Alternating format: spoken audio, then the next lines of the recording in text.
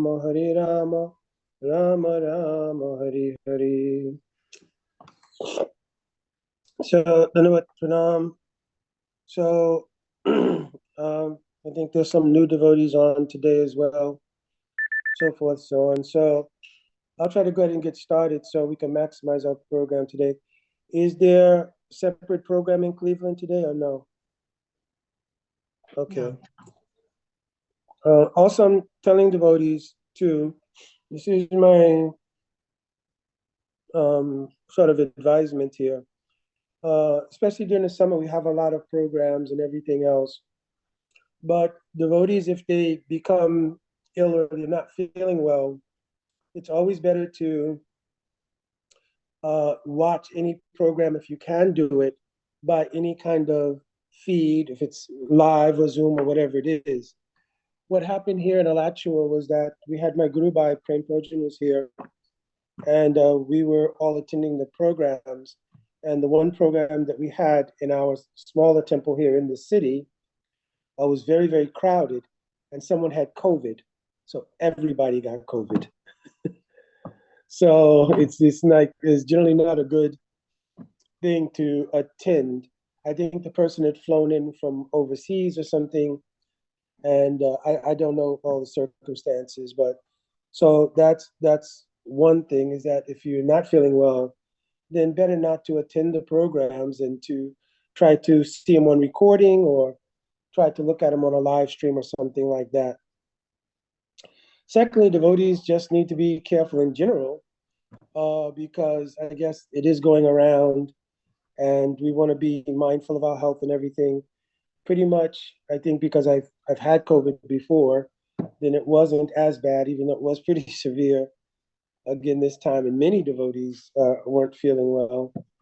And I didn't, again, even know it was COVID. Some devotees got tested, and that's how we found out. So, but anyway, also, we should always think, Tateanukampam sushamik shamano.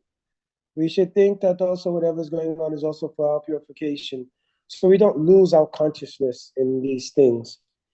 Also, it was very important for us to sort of get back on track in our association. We had 2 weeks off, and then of course the last of the 2 weeks was actually Gaur Purnim itself. So of course, I think before that, I've spoken many times, and I'm sure devotees have listened to many lectures from all the kinds of devotees, especially senior devotees, hopefully, about the glories of Sriman Mahaprabhu. Our entire sampradaya is based on the teachings of Mahaprabhu, but our entire sampradaya is also based on the objective of Mahaprabhu's Leela. Our worship really of Radha and Krishna is not attainable without going through Gaur Leela. Recording in progress. Without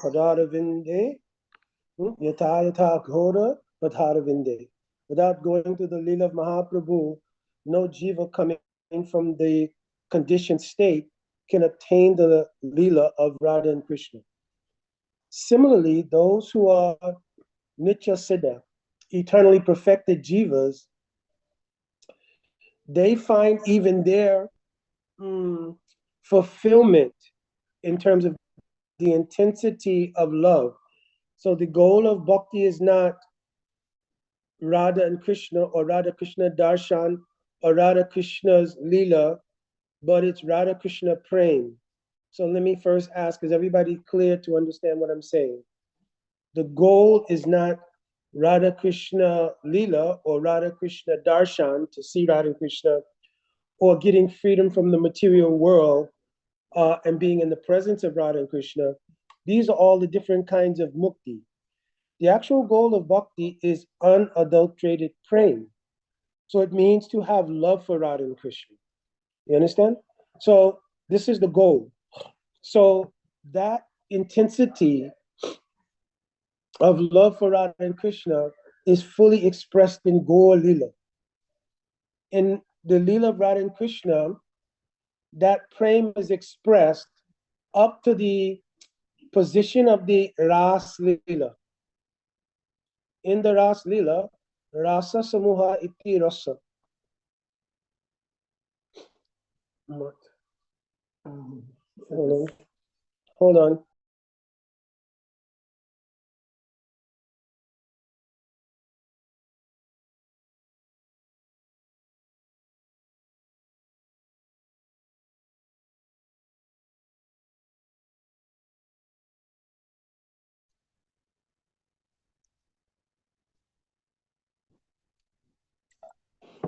Okay, my guardians have come to tell that hopefully there was nothing mucus and everything around my nose. Anyway,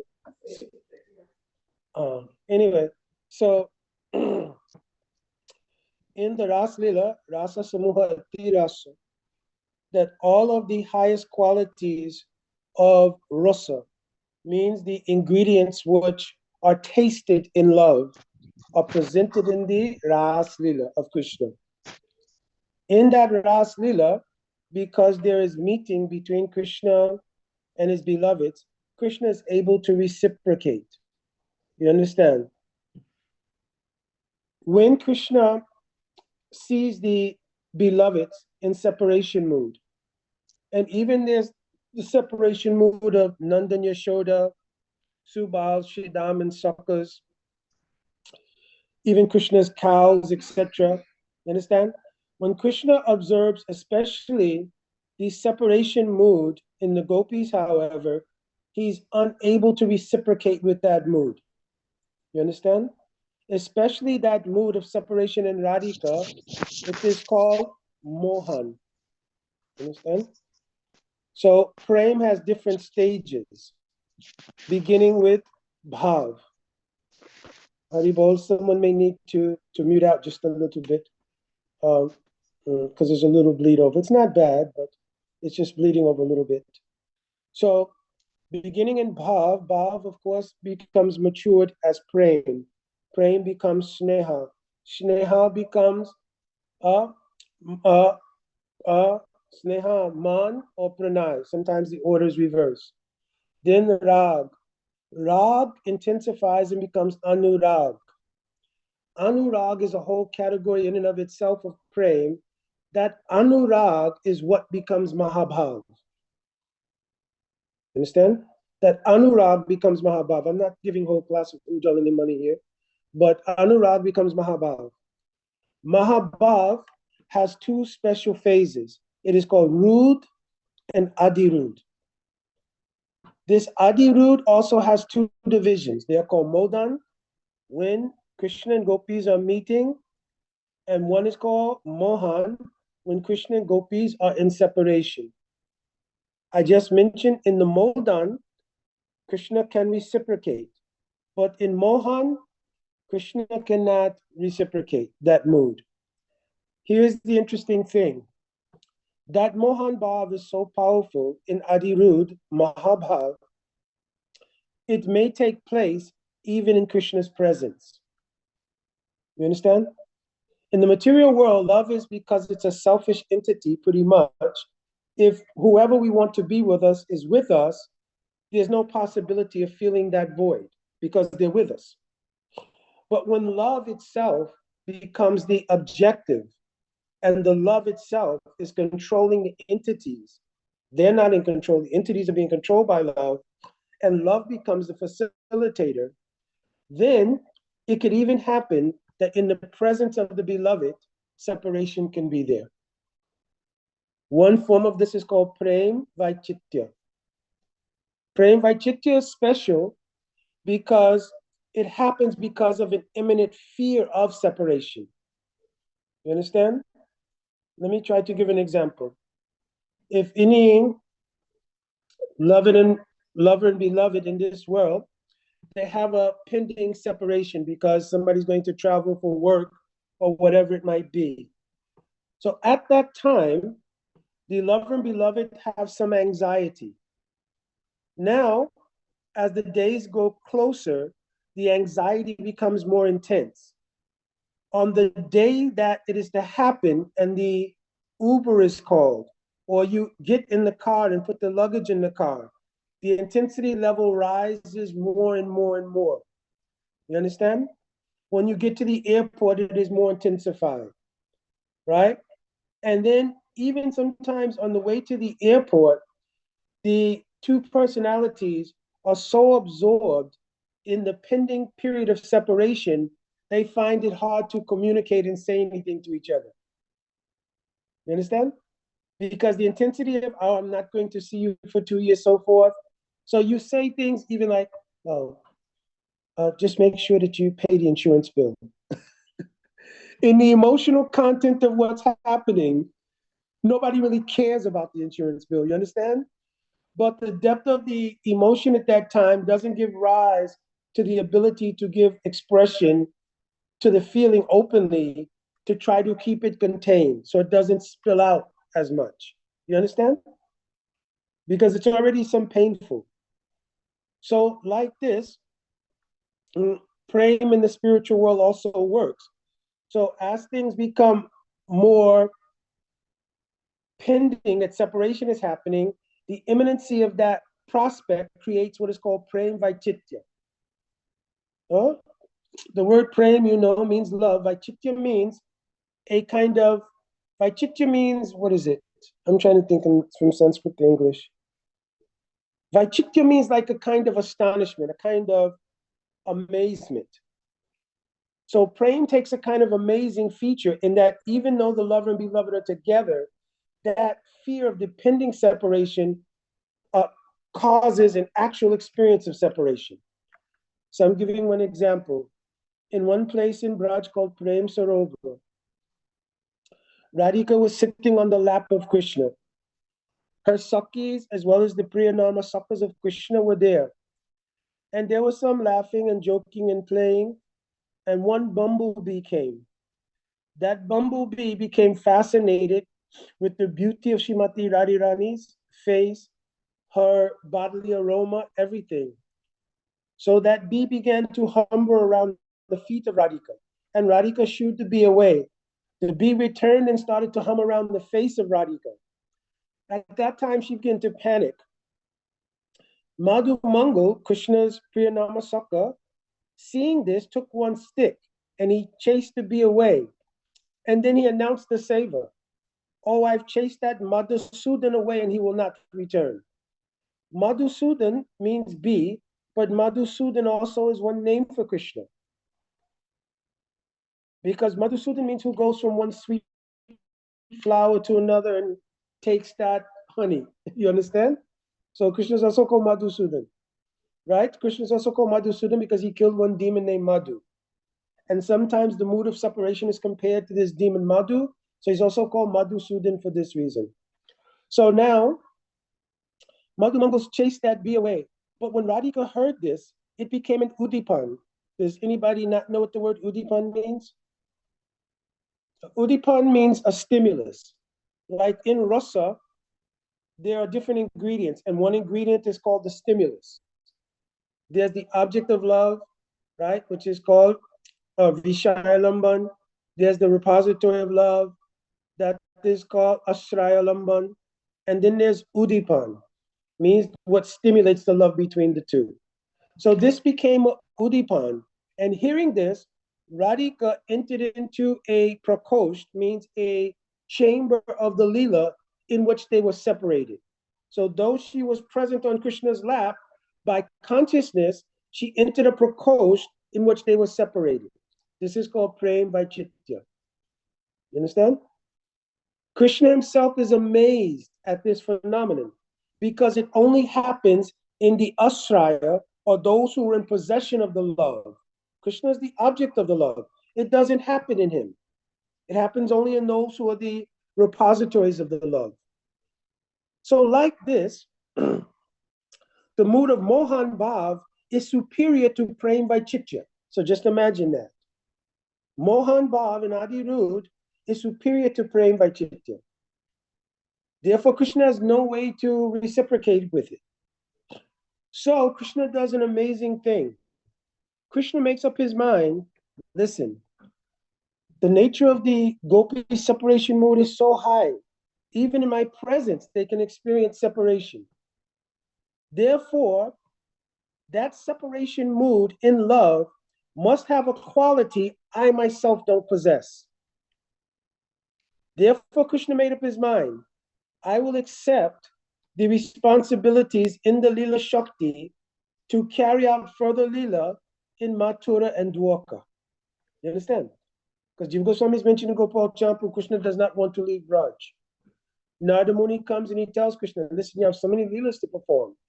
Listen, you got wars to fight, you got to help the Pandavas, you're going to have to free Vasudev, Devaki, you have to kill Kanks, so many things you have to do. So Krishna was being ignoring. Oh, no problem, yes, it can happen sometime. But he wasn't giving much credence. So Narada Muni spoke to Baladev, oh, listen, Vasudev and Devaki, they're directly your mother and father. I know you feel directly Yashoda Nanda, they're your parents, no doubt. But you have some responsibility to them. You convince your younger brother that it's important to carry out this Leela. So for the sake of Dauji, Krishna came around that, yes, I'll have to go. But he took advantage of understanding his position of the high quality of separation mood of gopis.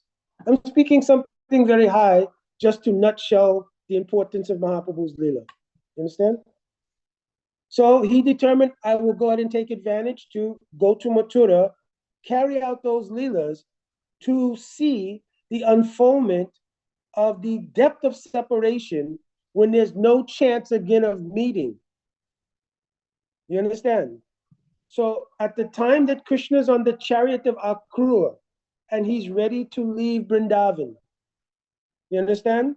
At that time, the gopis previous in all of their dealings never openly revealed in public their love and affection for Krishna, because it would have been nirantara, it would have contravened dharma because they were married.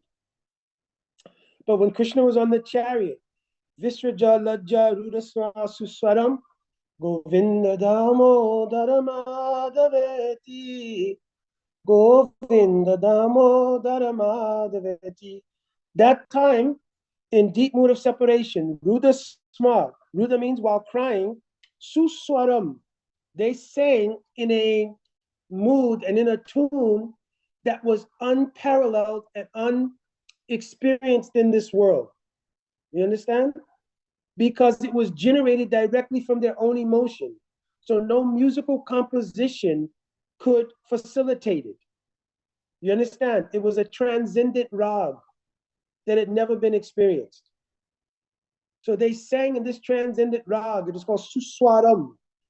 Swara means in Sarega Pada Nisa. This is the scale in music. But Suswara means it was an exceptional swar that had not been heard before.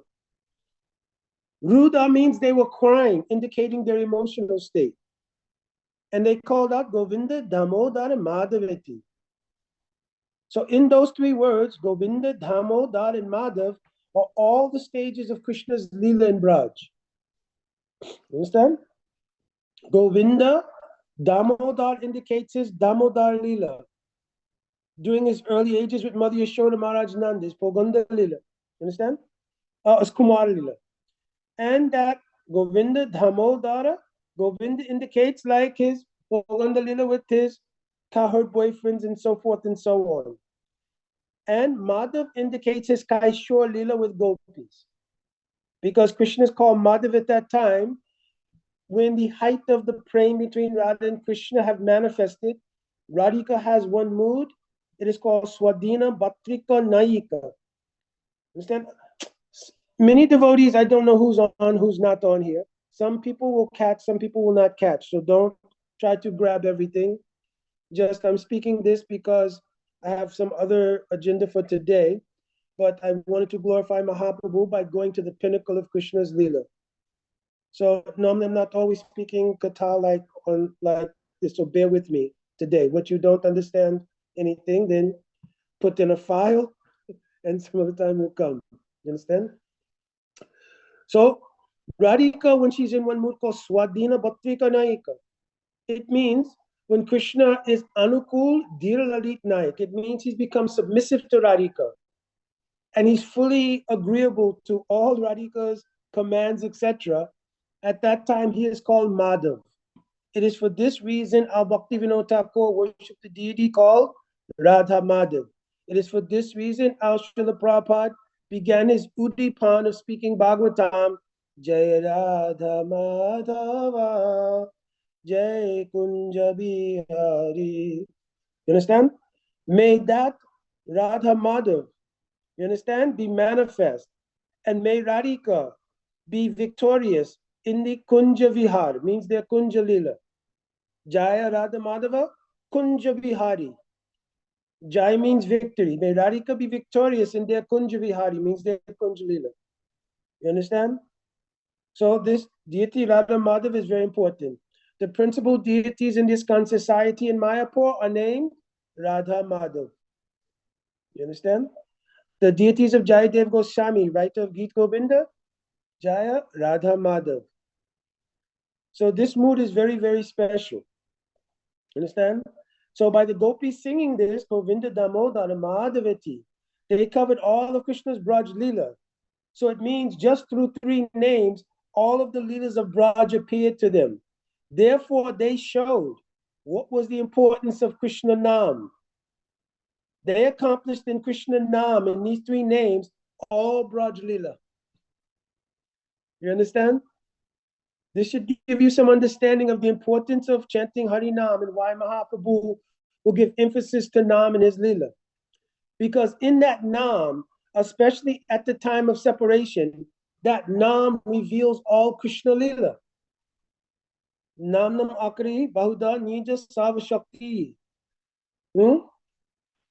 All power to reveal all leaders of Krishna are present in the Nam.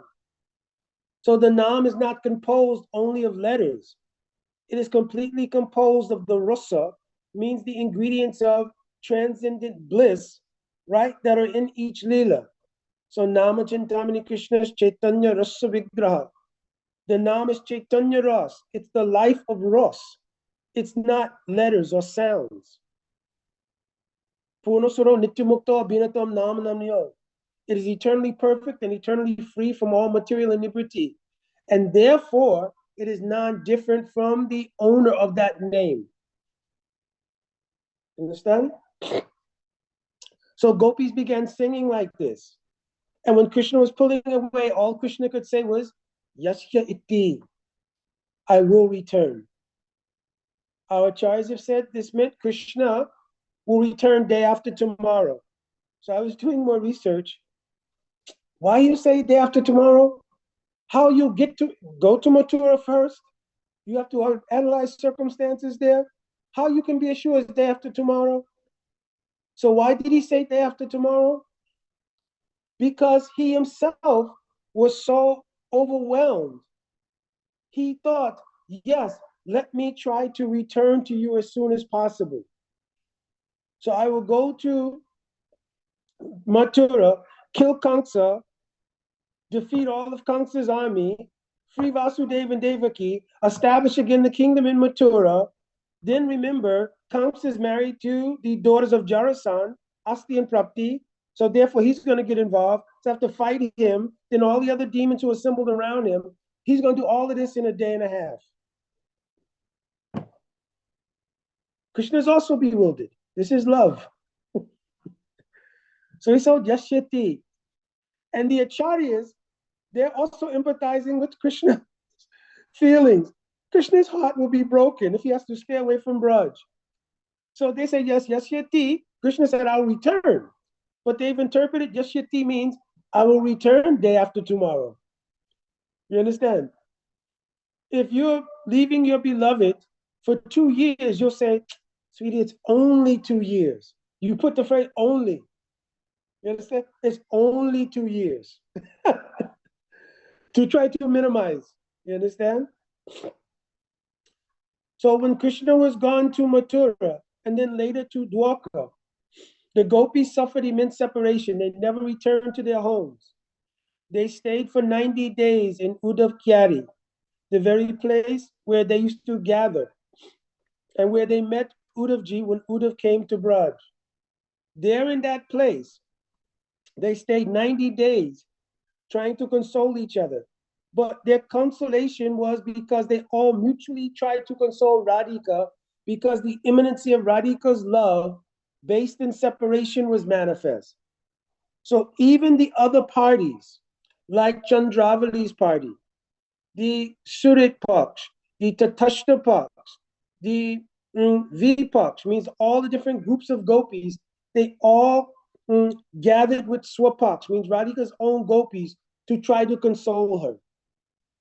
Because anyone, if somebody's heart is broken by the same person, prominence will be given to the person with the last broken heart because their pain is most intense. You understand?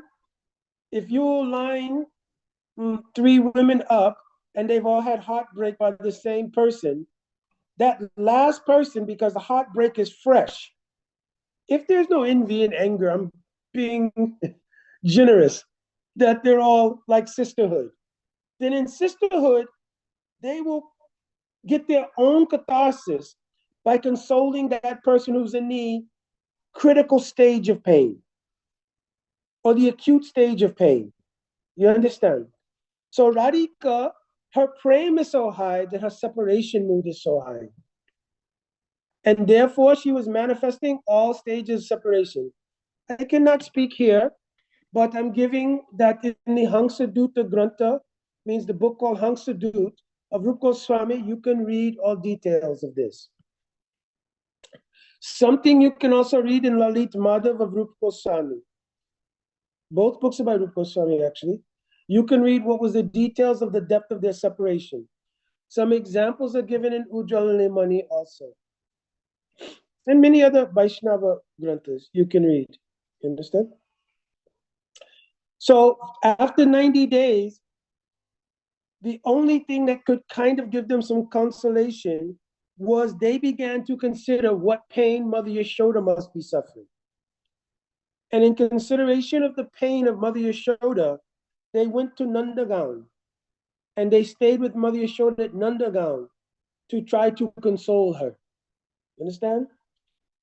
At that time, Krishna was in Dwarka because when he went to Mathura, after killing Kamsa, everything, and being there, Mathura was constantly being attacked by the armies of Jarasandha and so forth and so on.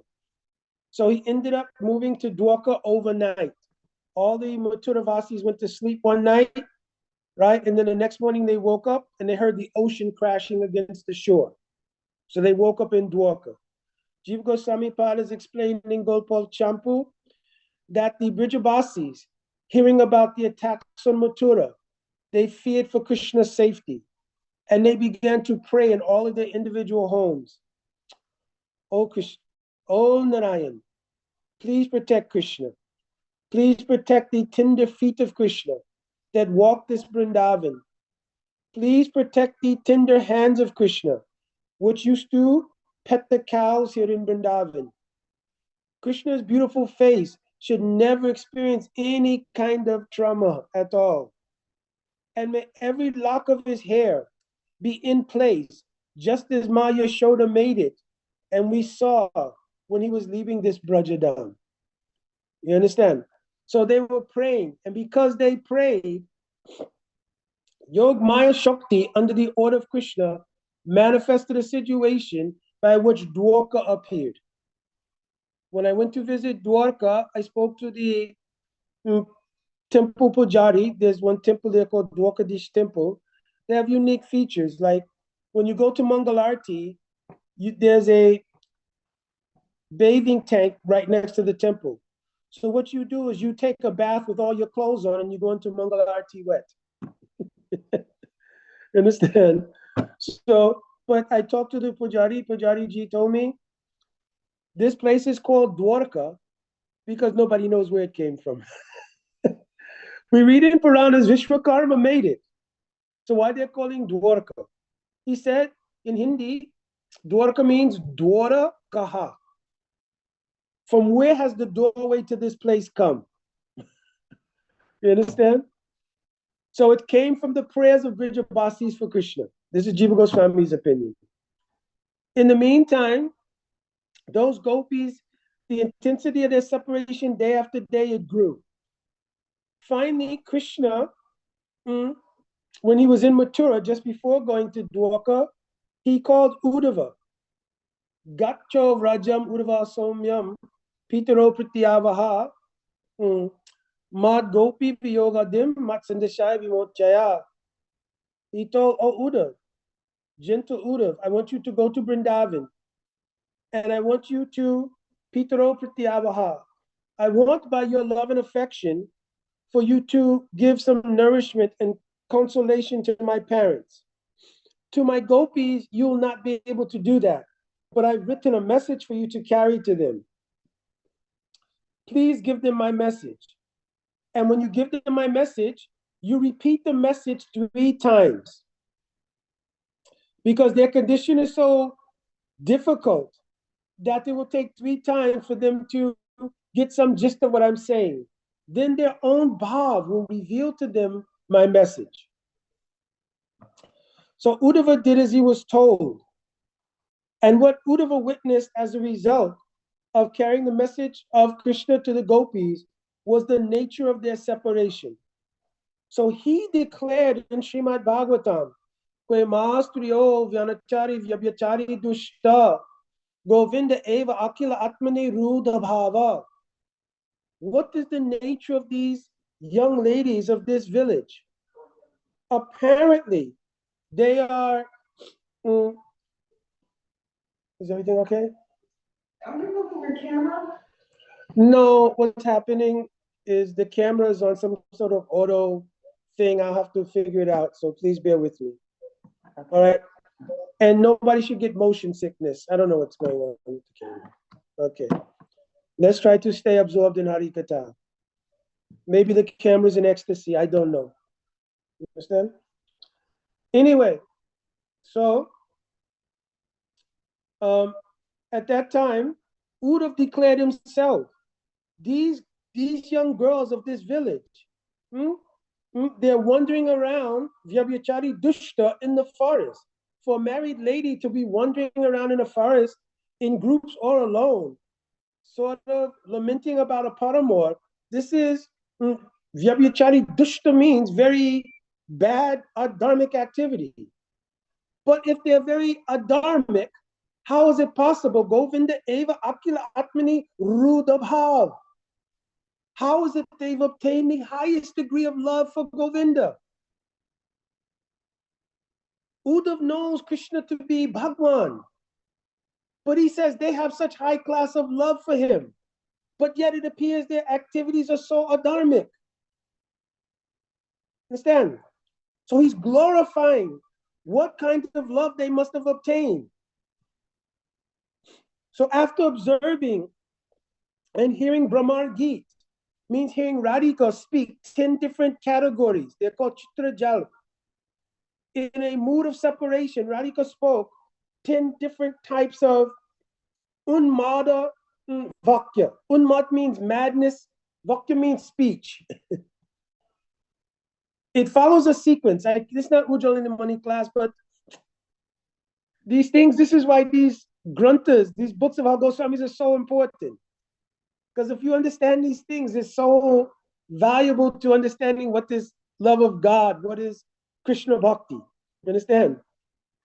So they have a sequence, and it takes Radhika through several sanchari bhavs, like Vishad, means like disparagement, right? Taraka, should I do this? Should I do that? Should I have said this? Should I have said that? You understand? Dainya, great deal of humility may arise. Garva, at other times, great pride arises. You understand? So Uddhava witnessed all of these things. What was his conclusion? Asamaho charane samaham syam vrindavane kim gum alatta shodinam. I have no way to understand these things. Even though I'm a direct disciple of Brahaspati, the guru of all the devatas, and Krishna has personally accepted me, Vishnu Namparavo Mantri, as his personal counselor, I can't understand this.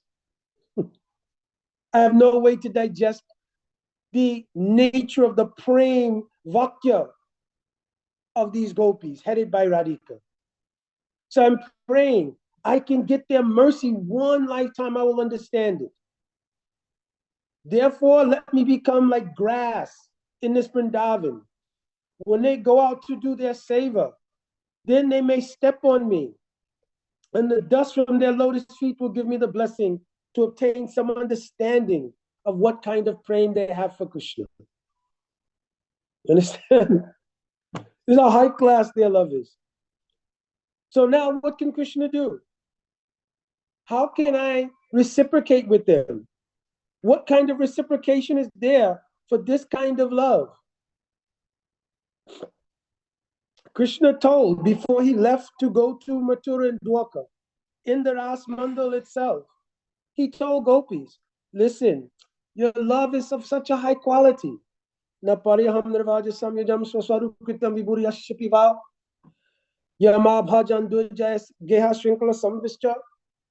have no way I can repay this kind of love. What would I be able to do? It's not in my capacity. So he said, therefore, let the love itself be your reciprocation.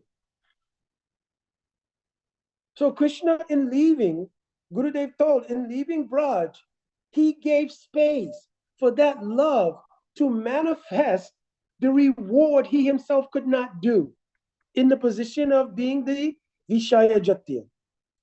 You understand? He could not do. So he gave love its own opportunity to operate. And how did that love operate in Mohan Bhav? Ruda Bhava Akya Jatto Yam Shambhoga Vipralambika. That love in Ruda Bhav, it produced a situation in which the separation was so deep, it produced a manifestation of Krishna to the gopis that even Krishna himself could not do. You understand? The love produced a manifestation of Krishna. So Rupa Goswami here, he gives an interesting warning.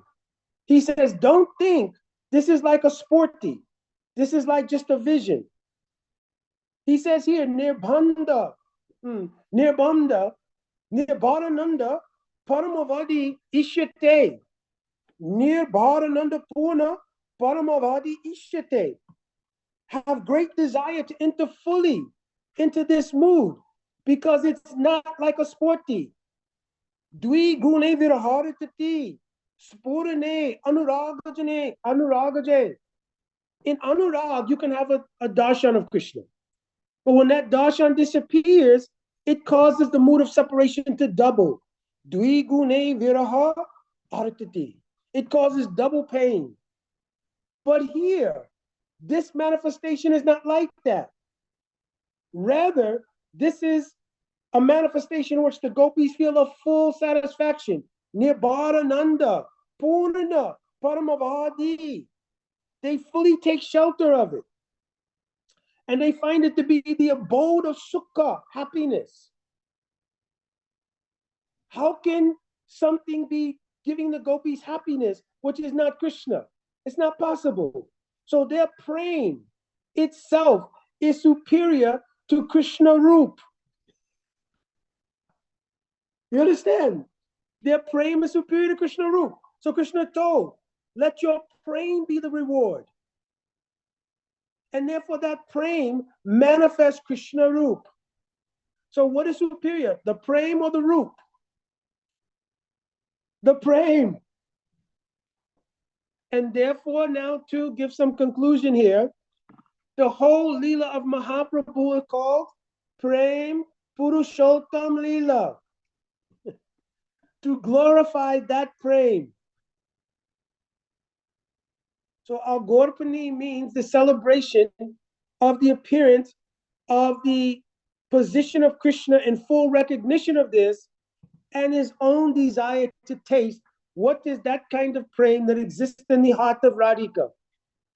Shri Radha Pranaya Mahima Kijasobhanya Eva. What is that kind of pranay? That kind of love. And in tasting that kind of love, I myself will become so immersed in it that I'll even give up my Bhagavata. And in giving up my Bhagavata, I'll show the superior class of what is renunciation. If you are God and you give up being God, can you be any more renounced than that? What can you renounce beyond being God? So what does it mean here? Krishna gives up his Bhagavata. He gives up his Bhagavata. He tells, Bhakta Bhavangikari, I'm accepting the mood of a devotee of God. In order to experience the nature of the highest kind of prem, I'm giving up being God in order to serve God in this mood of love. So he glorifies the supremacy of prem. Understand? So our objective in coming to bhakti is to obtain this seva, prem seva. This is the whole goal of bhakti, whole goal of Krishna consciousness. There are many nuances we could discuss and so forth, so on, but this is the essential goal. This is the meaning of Anya Abhilashita Sunya. You understand? Giving up any other abhilas, right? In order to have Anukulyena Krishna Nushilanam. All endeavors geared towards serving this prem, not serving the ideal of getting free from material world to go and be happy in Krishna Lok. Not giving up the idea of I will be happy because I'll get Krishna's darshan. Not giving the idea I'll be happy because all material miseries will be gone. Only thinking, how can I serve that kind of prem? And if Krishna himself gave up everything to serve Radha's prem, why will I not want to serve Radhika? Because Mahaprabhu knew that. He told, Anapita chirim chilatalunvatina kalo, sumutpayatam unata ujwalarasa, swabhakti sriyam. Because he knew, I'm coming to serve Radha's mood. The greatest gift I can give is to give others that opportunity. So Unata Ujjwal Rasa means Radhika's mood. So Bhakti Sriya means service to that mood. So Mahaprabhu himself gave the idea of Kalyadasi Bhav, Manjari Bhav. You understand? This is the greatest gift of Mahaprabhu. And it is the greatest gift to all the jivas in this world who are coming from a nadikal position of bondage. You have opportunity. And one should think, if you're hearing these things, your bhakti sukriti, your bhakti sanskars must be of a certain merit, or you could never hear these things. Never, never, never. Never, never, never. If you're hearing it, it means some bhakti sanskar was there. Understand? Other than that, not possible to hear such things. So I had some other agenda in mind, but caught in the glory of Gaur Lila. So maybe we'll take questions on these things. And I was trying to be, maybe because I've been a little bit under the weather, trying to take advantage of the Zoom here to answer the flood of questions that I have in my inbox. But I'm going to have to just separately go ahead and try to get better and then actually deal with them. So is there any questions about what's here? Sadhan Siddha Prabhu.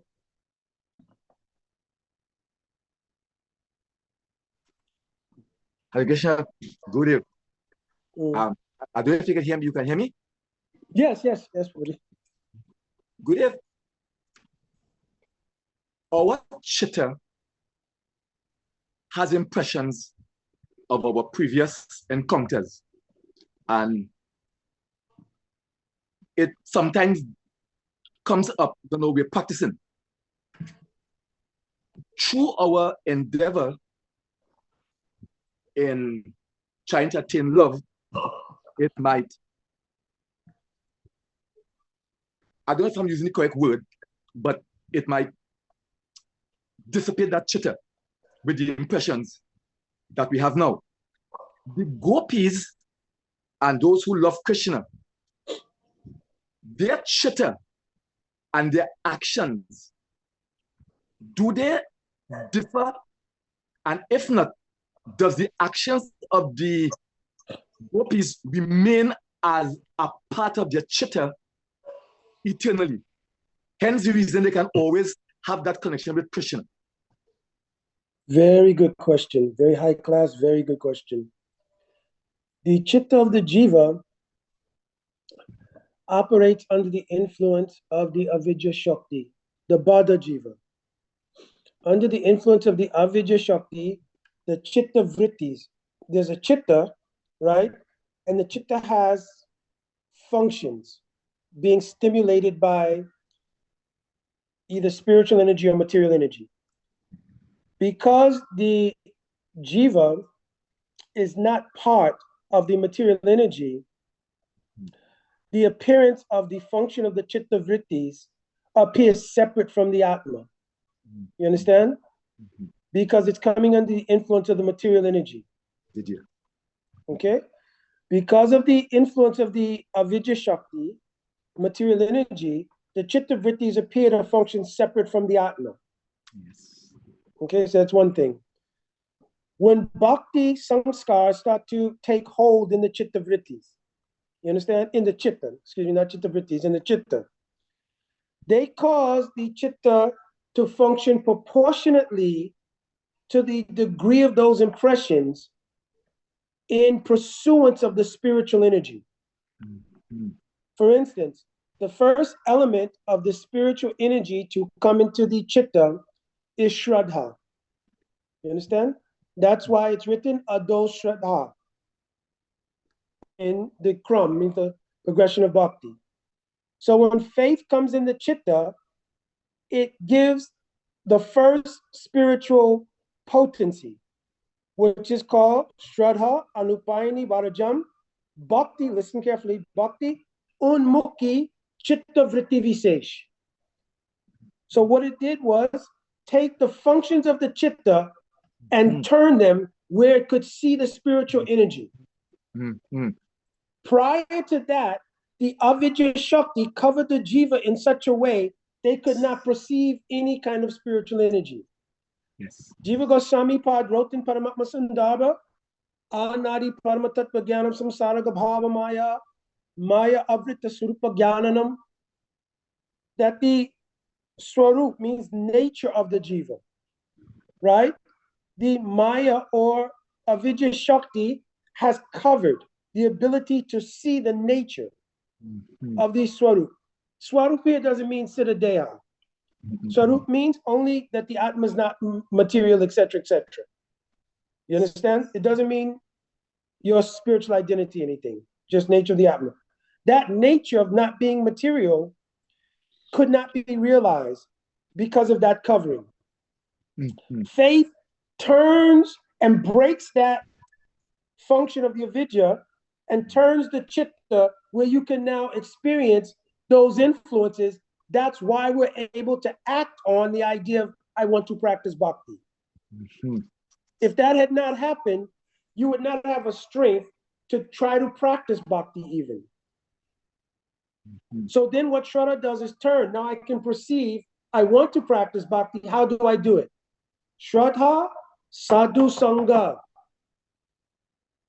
Then one gets the association of a sadhu. From the Shakti in a sadhu, true sadhu. Jiva Goswami told, Sadnoti Sadhajita Krishna Prema Iti Sadhu, who has some realization of Krishna Prema. You understand? So you have to have some kind of realization.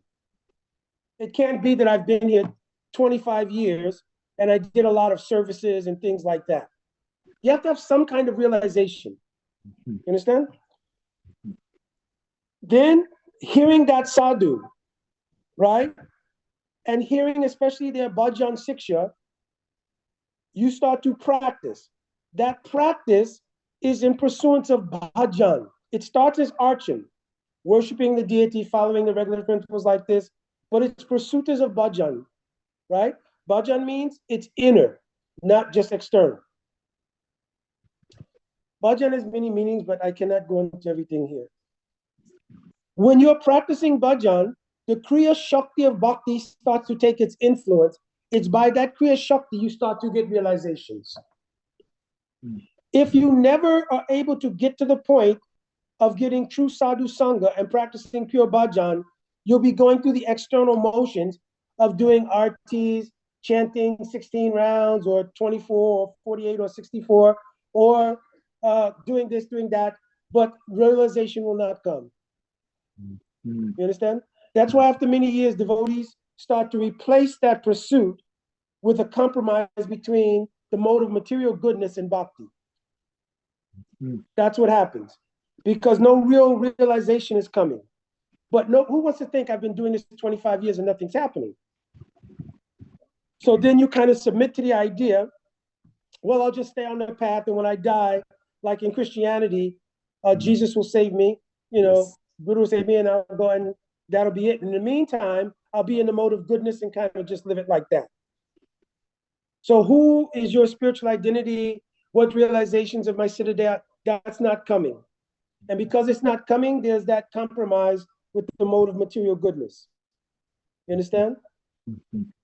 If you're genuinely following process under genuine guidance, Kriya Shakti is giving revelation, then the anarthas are removed by the potency of the realizations, just as darkness is removed by the degree of light that's let in.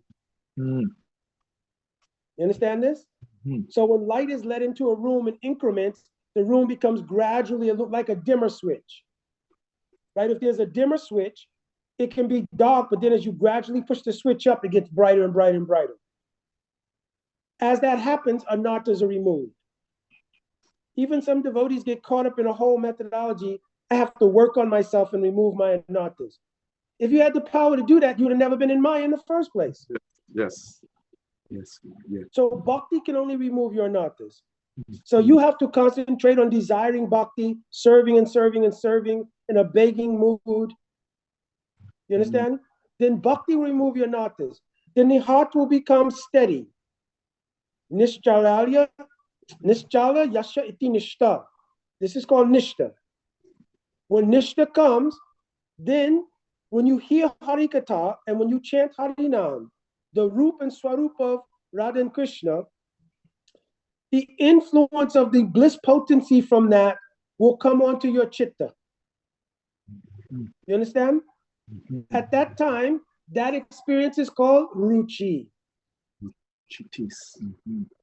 The intelligence will not be, intellectual endeavor will not be as important at that point, because the taste of the savor is organic. Tat tat bhava adi madhurye shutya dirapekshate nasa sastana yuktingscha tal lobat utpati lakshanam. Therefore, the driving force becomes low, greed. At this stage, the earnest practice of Raganuga sadhana is. Prior to that, there's the moving towards it. But at this stage, lobe is the driving force that is called Raganuga Bhakti. You understand? Because you cannot obtain Radha and Krishna by any other kind of bhakti. It's written in Chaitanya Charitamrita, Vairi Bhakti Vrajabha Paiti Nai Shakti. Understand? Only by Raganuga Sadhana you can attain Radha and Krishna and Braj. In the stage of Ruchi, you'll first become inspired more in the process. Ataha Bhajan Ruchi Vishai. So you'll think, how blissful is Harinam? Harikatha is so enchanting. I cannot hear Harikatha enough. Therefore, you can chant 1 lakh Harinams also easily, because so much taste is coming from chanting and hearing. You understand? When that becomes mature, Paraprara Atma Saiti Bhajaniyam Bhagavan Karoti Ashakti Akyayate. This stage is called Ashakti. And it is focused on the object of the bhajan more than on the elements of the practice. It's focused on the object. At that stage, now this gets to important answers in your question. At this stage, because the endeavor of the sadhak has reached its limit, there's nothing else you can do in the endeavor. Your emotional desire and your practice have reached the zenith. It now only depends on the mercy of Bhagavan. In order to quell the heart, which is in such an intense state of desire, one of the eternal associates whom you desire to serve like sends a ray of their own energy through parampara, and that abas of that energy comes onto your chitta. Jiva Goswami's explained it. Tasya tadrisa sudakaraka basa samulasita rido spattika moni. Tasya tadrisa rakatmakaya bhakti paripatishu api ruchi jayate. A particular mood of an eternal ragatmic devotee, means eternal associate, comes onto the chitta. That a boss sticks on the chitta and gives revelation clearly of your desires for service in that particular mood. And now you're only awaiting the full clarification of the Sambandha Gyan you received at the time of your Diksha, the crystallization of it. Throughout your bhakti growth, it's become more and more confirmed, just like the illumination of the dimmer switches lit up the room more and more. But now at this stage, the boss of that mood has touched your chitta. You understand? So there's an overwhelming desire. Next will come Suddha Sattva Viseshatma Prem Siyangsa Samyabha Ruchi Bis Chitta Maslinya Kirasobha Vuchite Swarup Shakti, the full potency of the internal energy, a ray of that descends onto the chitta. Now, here is the difference. Once Swarup Shakti comes on the chitta, whereas in the what I told you for the Bada Jiva, the chitta vritti seem to function as a separate reality. That's because the jiva and material energy are not the same.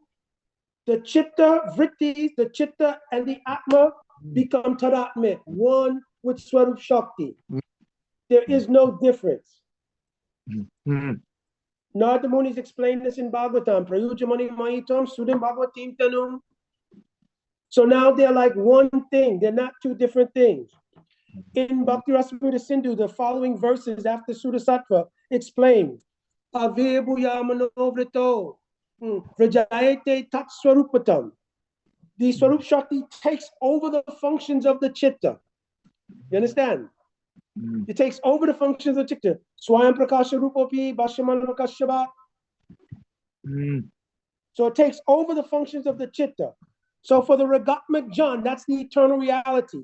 Their chitta is always only functioning under the influence of Swarup Shakti. Yes. You understand? So it never functions independently or separately. That's why there's no possibility of Maya. You understand? So this is how the whole progression works. You understand? You have to only be attentive. Where am I in the progressive stages? Don't try to jump ahead, and also don't try to force yourself behind. Just be humble, be under Guru's guidance, do bhajan sadhan, and let revelations and realizations happen. Whatever revelations happen, you keep in the Hridaya Mandir, means heart temple, and you go on doing bhajan sadhan. In the company of Guru, you can explain any confidential things. Bhaktivinoda Thakur told this directly. It's okay, Prabhuji? Yes, good day. Mr. Parnashad, you had your hand up?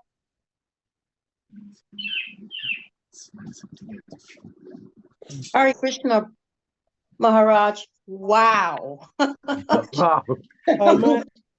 My wife is going to start thinking if you're not trying to forcibly make me take sannyas.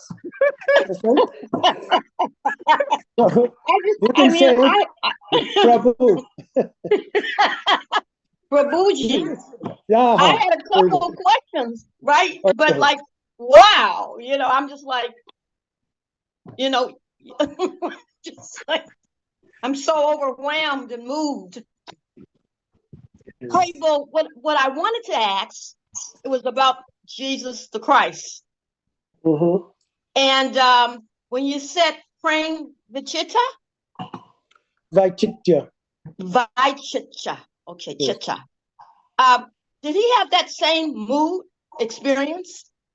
Or I cannot ascertain anything like that, because what Christ's particular manifestation was and for what purpose and so forth and so on, whether or not he would have gotten inclusion in such a mood, I cannot say.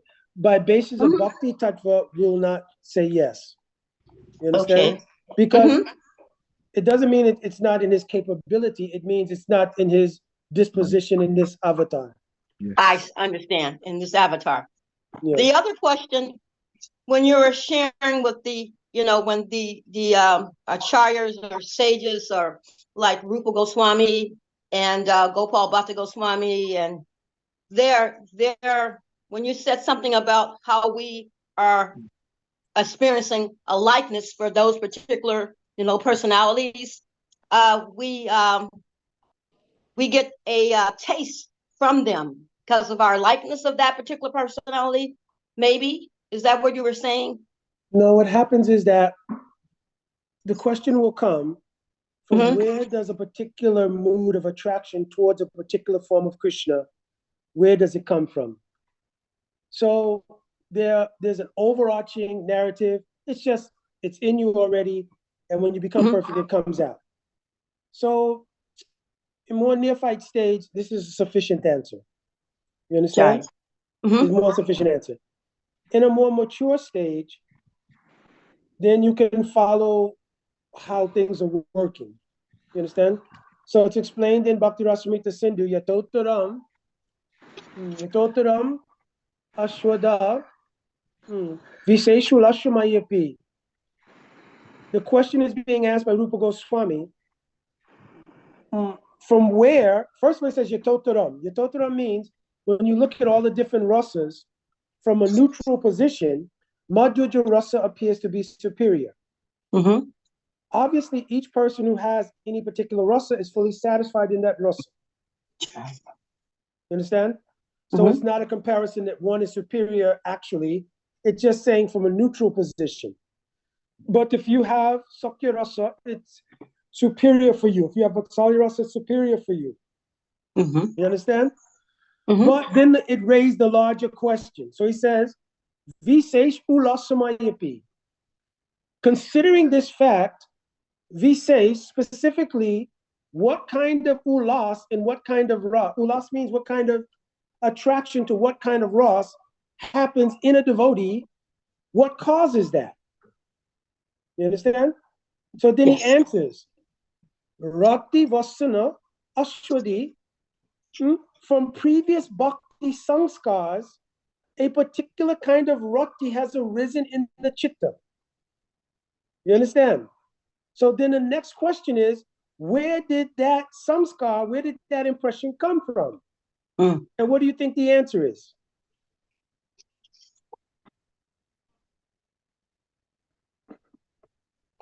Let me give the commentary. First, Jiva Goswami goes to a crumb. He says, well, first let's analyze. Did it actually come from an impression? So some eyes, Jiva Goswami says, of course it came from an impression, because if there was no impression, how could you have the ideal? If there was no impression there of it, how would it come about? So that's his conclusion. That still didn't answer the question, where did the impression come from? So Vishwanath Chakravarti Thakur answers right after him in his commentary, it is from an impression given by a devotee in some particular life. I was thinking that because that's why you have a taste at all. Is that the taste you're talking about? That's a taste. But now, that taste is of different levels of maturation. So that taste that's implanted, that came from some devotee in a particular life, does not necessarily mean the bhakti unmukhi sukriti that was derived from a devotee in some particular life. They're two different things. The bhakti sukritis acquired from seeing a devotee, hearing a class, having received some prasad, that gave the ability to approach with faith the path of bhakti. So here, bhakti sanskar really means the impression having come from an initial relationship with guru and disciple. And that guru was situated in a particular rasa.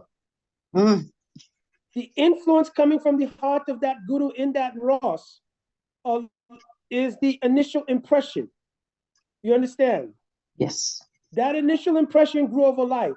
How many times have you taken initiation, Diksha? I'm only aware of one. 14. Countless. I have no idea. I don't. Understand? I'm We have only no aware of idea. this. Mm-hmm. If you're only aware you took Diksha in this lifetime, it will be difficult to sing Chakuldan Diloye Janami Janami Prabhu say that my Jai. guru is my Lord birth after birth. Was your Guru Dev your guru in your previous life? Yes. What about the life before that? Yes. So whenever you started, that impression came from that guru. Haribo. You understand? Hare Krishna. Now there's nuances to this. It could be that there's two functions of guru. Diksha guru is Krishna Roop and manifestation of Krishna Swarup. Krishna Roop means he's the very form of what is bhakti.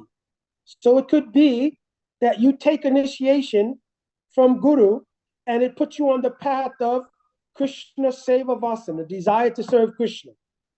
But it could be in the company of a Siksha guru that the actual mood that you have is impressed. Haribo.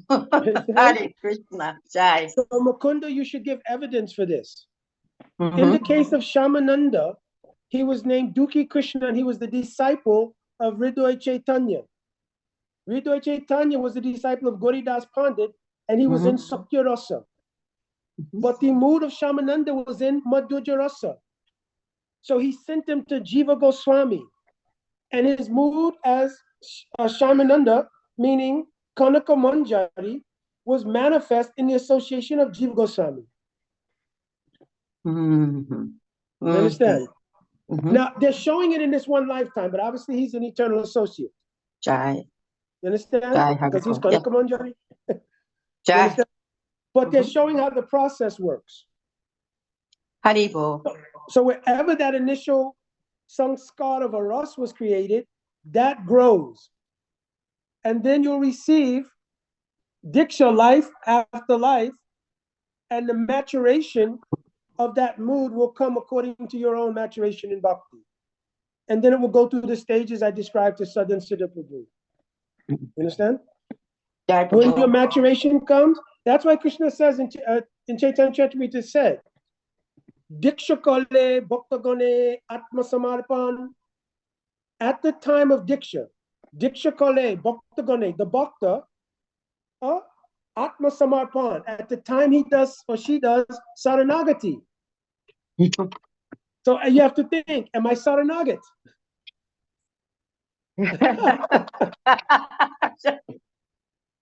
So listen to it carefully. So Diksha kale bhaktagane atma samarpan. When the bhakta becomes atma samarpan, it means they become saranagat. Sekole, at that time, Krishna tare, Krishna then, kare atmasam, he makes them one with Swarup Shakti.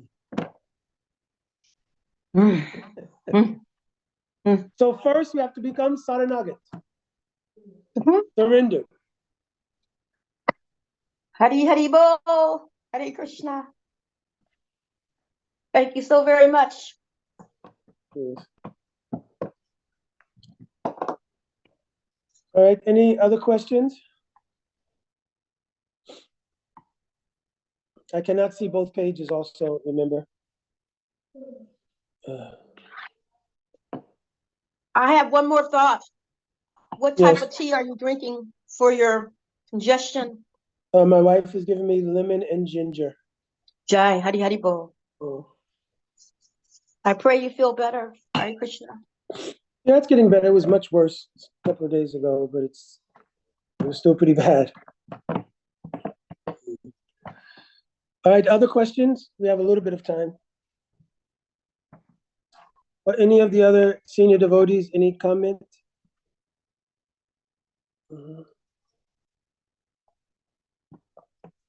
I don't have time to take any questions from the stack of questions that were there.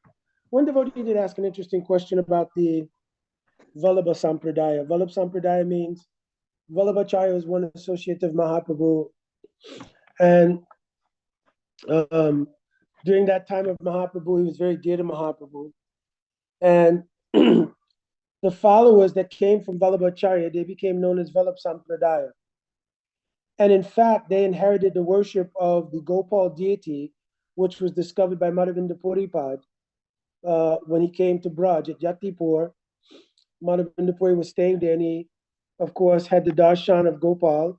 And then Gopal told him, "Oh, I've been in these bushes from the time of the Muslim raids and so forth."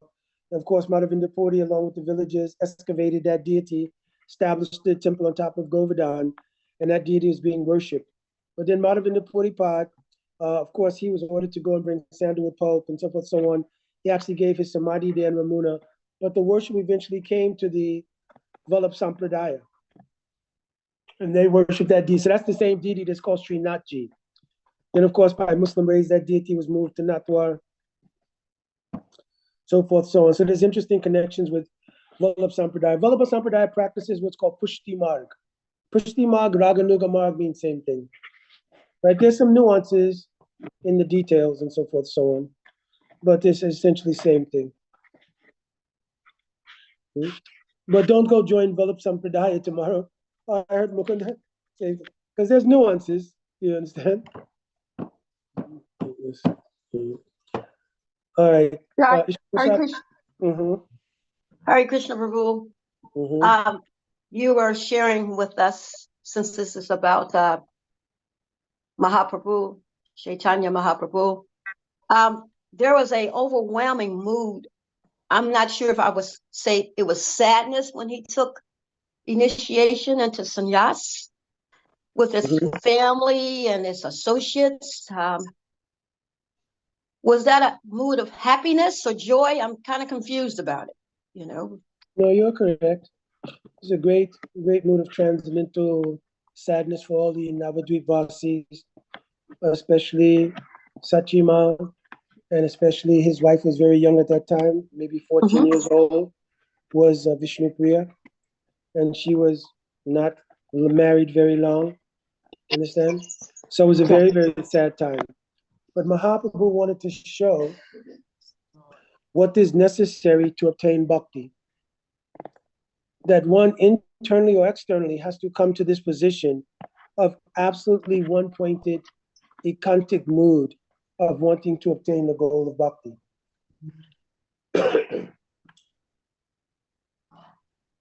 That nothing can be superior to that desire.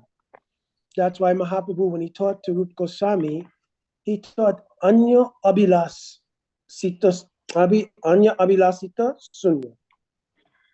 Right? I want to separate the suffix ita. Anya Abhilas Sunya. So just think, if you're saying Anya Abhilash, you can't have any other desire. That's pretty extreme. So we should try to understand what the meaning here is and the interplay between Mahaprabhu's Sannyas Leela. Mahaprabhu wanted to show the internal mood of a devotee cannot accommodate two vilas. Means one of their self-interest and one of wanting to serve Radha Krishna Yugal. So he showed that by demonstrating openly, giving up the thing which has the most power in this world, the affection of the parents and the affection of the spouse. Understand? Yes. But he also showed it by demonstrating that it came from Anya Abhilas, grown from Krishna Prem. His Prem had grown to a point where the love was the controller in the Audhoja Lila. Prem control, Audhoja Lila means Mahaprabhu's Lila. So Prem took over. How could Mahaprabhu, he told Sachimati, he promised her. When Vishwarup took sannyas, he promised, "Oh mother, I will never leave you. Don't cry." How do you turn around and break your promise like that? Your father's passed away. How your wife is young. So what happens is that praying took over. You understand? And he wanted to prove praying is of such a thing that it may cause in this world, right? In this world, it may cause many tears to fall. You understand? Yes. For those who have so-called love for us, wife, husband, father, mother, son, daughter. Understand? Wow. Tears may fall because praying may push that, oh, no, no, no, no. I want everything. Woo. He wanted to make this point. You understand? When he went to Katwa, you understand? Keshavati told, listen, did you get permission from your mother and your wife? Mahaprabhu had just swam across the river to get there. They said, no, I don't think so. He jumped up and ran to jump back across the river, crocodile infested, to swim back to get the permission. Where he was in mad. He was gone mad. Understand? Early stages. Yes. And when Keshavati saw that, he thought, no, you sit. How you can function at home. So he proved a number of things. Because when Raghunath Das Goswami ran away from home, what did he tell him? Oh, my Katha Vairagya na deke kara lokan. Don't give up your house like a monkey. Go back home, be with your wife, your parents, and so forth, so on. And in due course of time, in due course of time, I'll bestow my mercy on you. So, yeah, very, very sad. But Mahaprabhu also showed so much love to Sachimal. She saw every day, she saw Mahaprabhu. She would cook for Mahaprabhu and make an offering, and the offering would be eaten by Mahaprabhu. She would look at the plate and say, why is this? Did I cook? I know I cooked. You understand? This was Mahaprabhu. And he told Jagannananda Pandit to tell Mother Sachi, tell her every day I'm eating in your home. Virginia Nandan Prabhu? Very good day. I just want, when I came to the temple, first came to Krishna consciousness, I was very fortunate to go to the temple and associate with, I was introduced to Sri Radha Murlidhar. And I really fell in love with those deities there with Krishna in that form there. So I really consider myself fortunate. And so some devotees did not have that opportunity.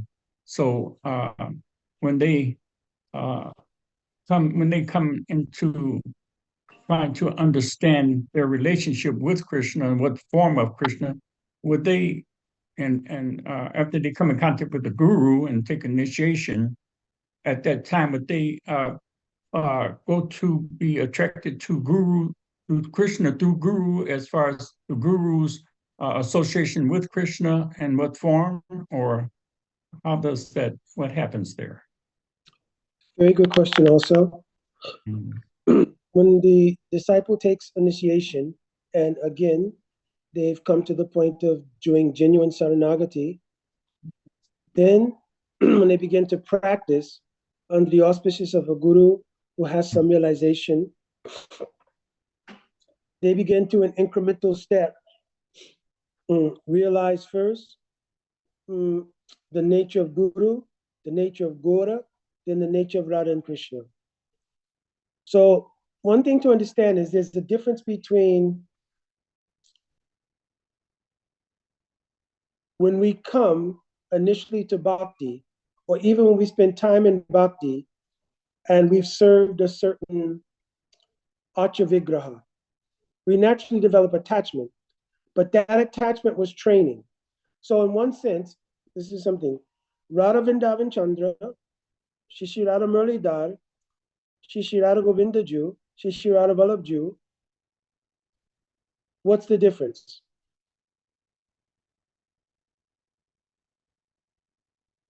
You can unmute. You can unmute. Virginia Nandan. Okay. Okay. The difference, all I understand is the difference is the different moods.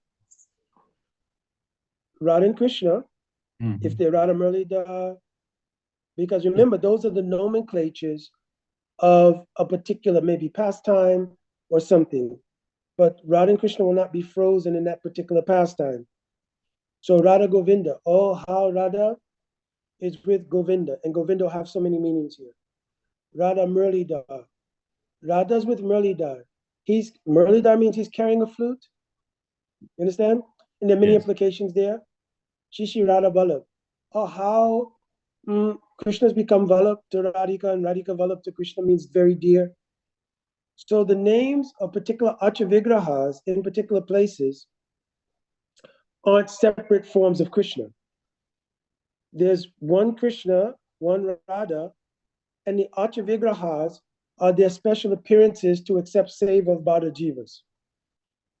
The actual relationship is with the transcendent form of Radha and Krishna.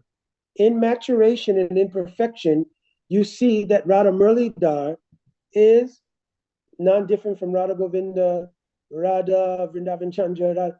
It's that same person performing unlimited pastimes and all the various names of various pastimes of that divine couple.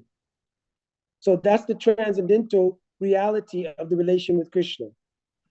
In the conditioned stage, we develop a natural attraction for the deities where we have served. The Archa Vigraha where we have served. Radha Murlidhar, I was serving Radha Govinda in Brooklyn, or you serve, like I have my deity Radha Vallabh. You understand? So we develop attraction to the save of those deities. But in our perfection, that deity is non-different from all the other Thakajis. It's not that Archa Vigraha, each one is a different form of Krishna. Right. You understand? Yes. There's only one Yes. Radha and Krishna. You understand? Now The the question is Radha Krishna. Right. So the Ross is what kind of mood you have towards them. Is it Sakya Rasa? Is it Vatsalya Rasa? Is it a Madhurya Rasa? That will depend on what happens during the course of maturation. Okay. What is present normally in the guru is there in the disciple. But I gave the example, in some cases, it could be that the prominence of another Shiksha Guru in a different mood, but this will happen more maturity, will be the person where the sanskar you have for a particular mood becomes manifest. In most cases, Diksha Shiksha Guru can be the same person. And in most cases, the sanskar is of that particular rasa. My Gurudev told 99.9% of you who came to me are in Madhurya Rasa in Manjari Bhav. You understand? But some unique percentage may have come and they enter the path of bhakti through this mahant. And in their maturation, they'll see what particular rasa they have. But the deity, Radha Murlidhar, Radha Govinda, Radha Vrindavan Chandra, etc., they're not different personalities. They're the same personality manifest in different leelas, and they're having different transcendental nam to express different kinds of leela. The question will be in maturity, what relation you have with them. Now, as a sevak, in practice, we will develop a nice attachment for those deities where we spend time serving, because that will help in the transcendental experience. You understand? But it's not like a team sport. I'm with the Radha Govinda group. I'm in the Radha Murlidhar group. I'm in the Radha Vrindavan Chandra group. You understand? That's our team. So it's not like that. You understand? Yes. Yeah. So, but that's how it works. So in your maturation, what happens, your mature devotee, your experience. So in your sudden bhajan, nature of realization, with the, and you of course will call your deity. Shishi Radha Murlidhar. You understand? Yes. Like my Gurudev came to my home and he gave me worship of Shishi Radha Vallabh. My Gurudev's direct deities are Radha Ramanam Bihari Ju. His Gurudev's deities, my Gurudev's Guru, his deities, Shri Radha Vinod Bihari Ju. You understand? Bhakti Siddhanta Saraswati Thakur, Shri Gandharvika Giridhari. Understand? Yes. But in their transcendental realization, they're all manjaris. Are they serving the same Radha Krishna? Yes. Yes. You can understand like this. Yes. I know when there was on the altar, it was always Radha Muralidhar, which, and they always said they were an expansion of Radha Krishna because there was this, of the Shruti deities always at their feet right there in altar. No, Radha Murali is directly Radha and Krishna. They're not Yeah, expansion. Radha Krishna, yeah, yeah. They're directly. Oh, you mean but- the small deities? Chotamurti. Yeah, the small Shota, yes. Oh, Chotamurti, yes, is called expansion of Shri Radha Murali. Yes. Okay, right. Because they're the deities we're using for seva. Mhm. It's like you can put them to bed, Mhm. so forth, so on. You can take them on procession. You can Yes. take them on the Nokalila, means like boat pastimes, like, yeah. So they're called the expansion, they're seva, the seva vigraha. Mhm. But was Radha Muralidhar was expansion of the Shota deities, Radha Krishna. No. Radha Murali directly Radha and Krishna. Okay. Oh, so if they're saying Acha Vigraha Mhm. means that they're an expansion of Radha Krishna, so Yeah, you're in the service to them. Okay. But we'll say like that, Acha Vigraha means an expansion of Radha Krishna, we're in the service. But in maturity, they're non-different. Different. Okay. In maturation, they're non-different. Muralidhar just when he's recognized as Muralidhar because he plays the flute. Yeah, Muralidhar means who's holding a flute. So many pastimes here. Yeah. So what Muralidhar also means, he has because Dara means to hold. Murali means the special flute that Krishna uses to call for Ras Lila. Oh, okay. Right? Because Krishna carries different flutes, Venu and Murali. Murali is one. One form of the Murali is the one he uses to call for Ras Lila at night. So by indicating Radha Muralidhar, indicating that Krishna is called for rasa. But now the gopis have showed up, he's put this flute and he's holding it, but he's not playing anymore because his objective has been obtained. So now he's teasing and he's called them to Ras, but now he asks, oh, gopis, why have you come here in the middle of the night? Is there any problem in Braj? Is there some demons who've come? Tell me, honestly. Mhm. And actually, this is not a good place for you. It's very dark here at night. And there are many ferocious animals in the forest. You should return home immediately, I think, because you have all chased girls who have good husbands. You should return home immediately. Gopis, they don't know what to say. This is called Pranay Geet. Understand?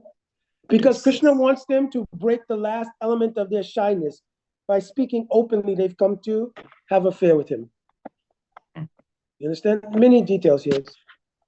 Well, what time does in the time span when Krishna leaves home and go to meet with the cowherd boys and to go meet with Radha? What time in that on our clock when that happens? Like This happens from 10, roughly, let's say 10, and it goes all the way through to Nisanta Lila. But the only cowherd boys that are with Krishna are called Priya Narma Sakas. You understand? Close associates. All the Sakas are close, but they're different categories. Priya Sakas are like Radhika's brother Sridham and others. Then there are Surit Sakas, like Baladev has that mood, but Bali Maradan, others, they're like a little bit elder and they're like protective of Krishna. So neither those who are exactly the same age as Krishna, the Priya Sakas, nor those who are slightly older, ever are around Krishna and the gopis. Oh, really? Never.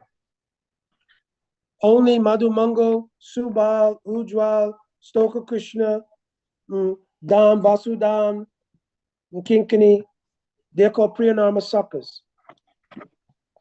And they have a special mood. Their mood is that when they're with Krishna in the company of gopis, it's written in Ujjwal in money, Madhura Bhava Bhavita. They develop like a mood of Sakhi Bhav. They don't become like females, but they have what's called Anumodita. Anumodita means, let's say, I have any good friend. You're my good friend. And you're going to see some young lady, right? Mm-hmm. When we both go to see this young lady, she's very beautiful and everything. But my love for you is so strong, my happiness is only in your meeting with that lady. Yeah. Therefore, no male mood comes in me.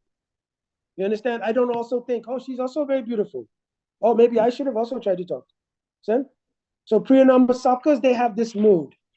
It is called Anumodita. And therefore it gives rise to like a Sakhi Bhav. It means they have no male mood.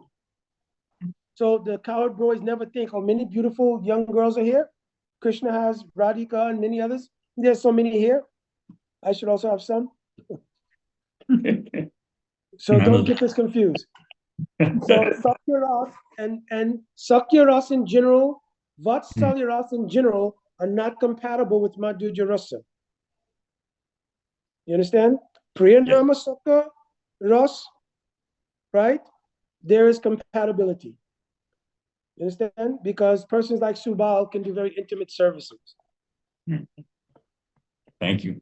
Thank you so much. All right, last question. It's late. Oh, wow, never mind.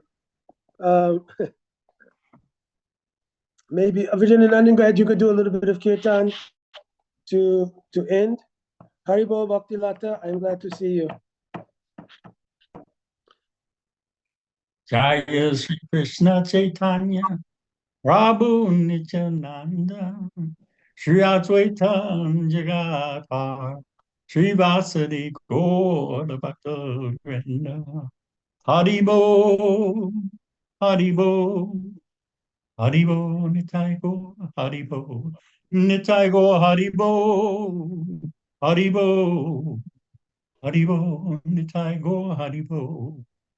Hare Krishna, Hare Krishna, Krishna, Krishna, Hare Hare, Hare Rama, Hare Rama, Rama Rama, Hare Hare, Hare Krishna, Hare Krishna, Krishna Krishna, Hare Hare, Hare Rama, Hare Rama, Rama Rama, Hare Hare, Hare Krishna, Krishna Krishna, Hare Hare, Hare Rama, Rama Rama, Hare Hare, Haribo, Haribo, Haribo, Nitai Go, Haribo, Jai Gurudev, Haribo. Jai, Jai Shri Gurudev, Shri Prabhupada, Jai Guru Parampara, Jai Satchidanand Gaura Hari, Jai Shri Radha Krishna Yugo, Jai Gaura Bhakta Vinda Ki Jai. Jai Dhanavad Pranam, Vanchakal Patrubhyascha, Kripa Sindhuvevacha, Patitanam Pavnebhyo Vaishnavebhyo Namo Namaha. So one thing, last thing here. Today we spoke Katha, some more high level Katha. So just kind of any devotees who didn't digest everything, just listen it carefully. You can always listen back on the tape. And then also have your vision pointed in that direction. This is what is bhakti.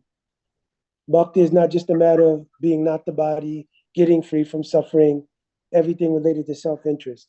Your self-interest will never be dissipated by doubling down on it. You'll have to hear these things to develop some inner realization of yourself. You understand? And then have your own relation with Guru. Because also the nature of Guru-disciple relationship is not some the guru thing. Actual nature of relationship with Guru-disciple is that in perfection, Guru and disciple serve together. You understand? In their perfection. So that relationship is being cultivated here through the various stages. First with proper etiquette, maryada, so forth, so on, this and that. But that's the end goal. So if you don't hear these things from Guru, and it's always kept in some arrangement where, you just always think about your suffering, your body, the material world is miserable, this and that. And then obviously you think, well, Guru's free from all of that. So you understand, an artificial kind of thing starts to evolve, right? So if you're not hearing Harikatha, what is the glory of Mahaprabhu? What is glory of Prem? What is glory of Radha Krishna's Lila? It's at least from time to time you have to hear these things. If not, then what is relation with Guru? You understand? You don't want to tell Guru, but yeah, Gurudev, I know it's miserable. I was sick. There's world wars. Yeah, I kind of got the picture. I came to you.